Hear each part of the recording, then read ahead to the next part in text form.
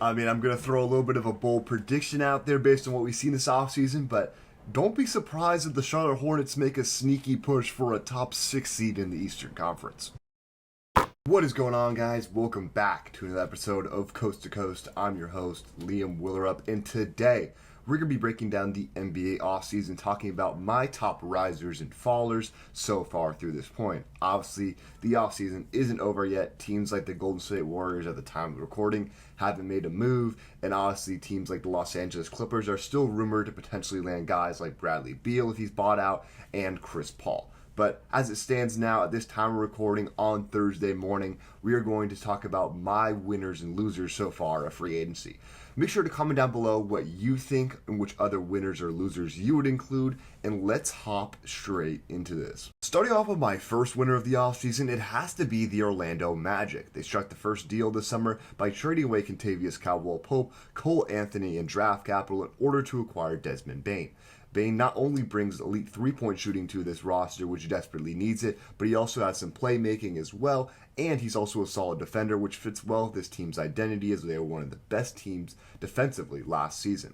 Looking on through the draft, they selected Jace Richardson and Noah Penda, two guys that could seriously be rotation pieces next year if that's how it pans out in Orlando for them. Then moving on to free agency, on top of re-signing Mo Wagner to a deal and extending Paolo Banchero to a max contract, they also added Tyus Jones on a one-year deal, who can really serve as that true point guard on this roster who, outside of if Anthony Black begins to progress in that way, they didn't really have a guy on that roster right now to be a true point guard. I don't imagine he starts at all, but when they need some more playmaking ability on the court, he'd be a great play for them. So looking forward into what this Orlando Magic team could do next year in a weaker Eastern Conference, I think, the main problem last year was their health. If they were healthy, I think being a top 5 seed wouldn't have been out of the picture for them. But now going into next year, obviously fingers crossed that there's no injuries on this roster, but easily a top 4 team in the Eastern Conference given the state of it. I wouldn't be surprised if, they made it past the second round, even to the Eastern Conference Finals. Probably need a little bit more luck for that to happen, given that there are still some solid teams in the Eastern Conference, but don't be surprised if the Orlando Magic end up in the Eastern Conference Finals next season. Starting off with my first loser of the video, I'm going to have to hand this to the Sacramento Kings. In terms of the significant moves they've made this offseason, that's highlighted by a sign-and-trade deal to acquire Dennis Schroeder from the Detroit Pistons, as well as 2 solid draft picks in selecting Nick Clifford out of Colorado State and Maxime Rayound out of Stanford. While those 2 rookies could very well be in the rotation next year for the Kings, as well as Dennis Schroeder having a strong case to be the starting point guard, this roster just doesn't make a lot of sense to me. Their 3 highest paid players in DeMar DeRozan, Domantas Sabonis, and Zach LaVine are going to account for $115 million in salary next year, and none of those players are really going to progress anymore. If anything, they're going to be regressing. Also, there's not too much potential on this roster into guys that could really be game changers, while guys like Keon Ellis, Devin Carter, and Keegan Murray can definitely improve. How much better are they going to improve to where they're going to make this team a playoff contender? At the end of the day, I think what this team should look at is, hey, Domantas Sabonis, he's probably our most valuable piece on this roster. We already got rid of De'Aaron Fox for a package that I didn't think was that great, given that he was requesting a trade to a certain destination. But if you could trade Domantas Sabonis for as many picks, young players as you can, I think you move on. I think you try and hold on to the guys that you don't have to trade draft assets with to get off. And I think the Sacramento Kings team doesn't have the right pieces in place in order to contend in the Western Conference. So why not rebuild when you have a 2026 draft ahead of you that has 3 potential franchise-changing players? Moving on to another winner, I'm going to be handing this to the Charlotte Hornets, a team that I think a lot of people aren't talking about enough and what they've done this offseason. Looking at their significant moves, they're able to trade the expiring contract of Yusuf Nurkic to acquire Colin Sexton in a second-round pick, an absolute A-plus move where you're getting a better player and you're getting draft capital, and you don't have to worry about him being tied up in a long-term contract as he's expiring as well. So if things don't work out, Charlotte can easily move off them in the offseason. Then, looking at their 2025 NBA draft, had an absolute haul with 2 first-rounders and 2 second-rounders, so I think all could be rotation pieces next year, highlighted by Con Kneppel, Liam McNeely, Ryan Kalkbrenner, and Zion James. Like I said, I think probably Kneppel and Kalkbrenner could very well be in the starting lineup next year, given how things look. Then looking into free agency, nothing crazy, but they were able to re-sign Trey Mann to a deal, which I think was a big move given how he played for the team before he going down with injuries. Obviously, like I was talking about with the Orlando Magic and how their season was derailed by injuries, it's going to be a very similar case with the Charlotte Hornets if anything goes wrong with them. They have plenty of pieces on this team from LaMelo Ball, Miles Bridges, and Brandon Miller to these new young guys that they brought on to the team. I could very well see this team being top 8 in the Eastern Conference. I don't know about how great their defense is going to be, while they'll have a good guys like Kalkbrenner down low to be a rim protector. I think this team's really going to be offensive centric with so many pieces and guards and all that they have. So my prediction, top 8 in the Eastern Conference at this time being for the Charlotte Hornets next season. That's why they're one of my winners in this video.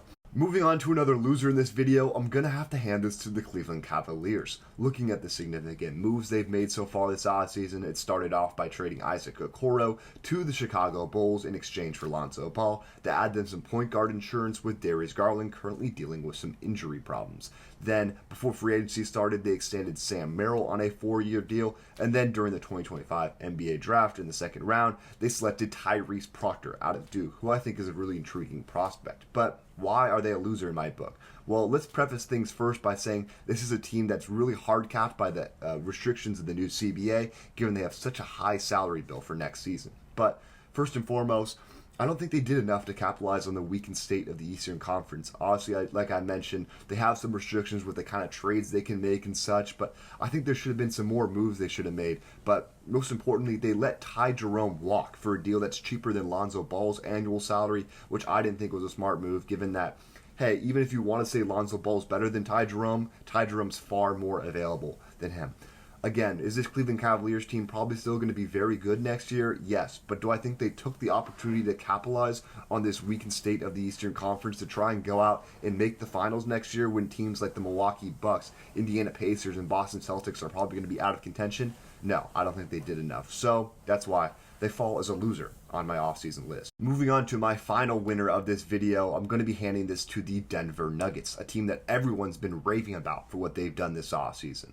While they didn't have any draft picks, they were able to make some moves in the free agency and trade market, starting in free agency where they were able to acquire Bruce Brown back on a 1-year deal, who was a key member of that 2023 championship team. Then they will have Tim Hardaway Jr., a surprise addition, but he's going to bring some scoring and shooting versatility to this team, just some more offensive firepower off the bench, and he should work well when seeing minutes with Jokic on the floor.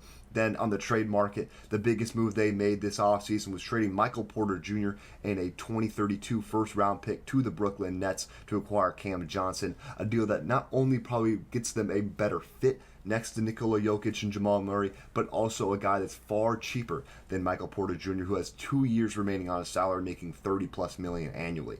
Then the trade that everyone's been talking about with the speculations and rumors was the Sacramento Kings deal, where they traded Dario Saric to the Kings for Jonas Valanciunas. And while Jonas Valanciunas is a stellar center to be a guy to be a backup behind Nikola Jokic, there was plenty of rumors surfacing around that potentially he'd be going overseas to join a Greek team in the Euro League. But with how it looks right now, even though it was really trending in the direction that he'd be leaving, it seems as Denver really wants to keep him on this roster, so it looks like he'll be the backup center behind Nikola Jokic next year.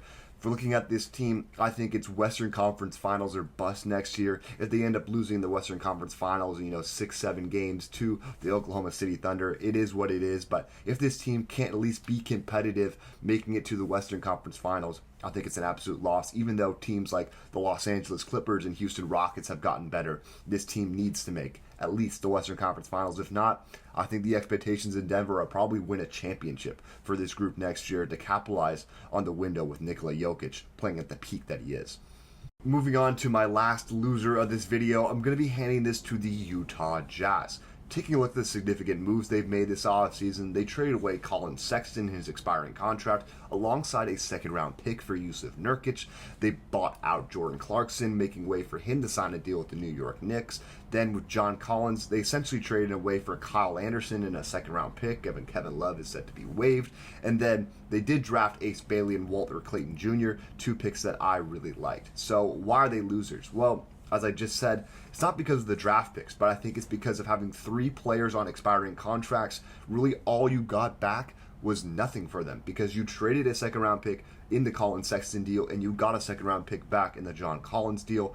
And given that expiring contracts are so valuable in the NBA, to get nothing out of them for three players that could be rotational pieces on championship caliber teams, it's kind of a surprise to me that they weren't able to get anything out of them. And additionally, I think this offseason they should really look into trading Lauri Markkanen. I know this front office has expressed a desire to win next year, but with so many wings on this team that I think deserve minutes on cheaper contracts, such as Taylor Hendricks, who I still think the verdict's still out on him, Bryce Sensabaugh, who was balling during the Utah Summer League, and Ace Bailey, their top selection, who I think are all going to be conflicting with Lauri Markkanen out there.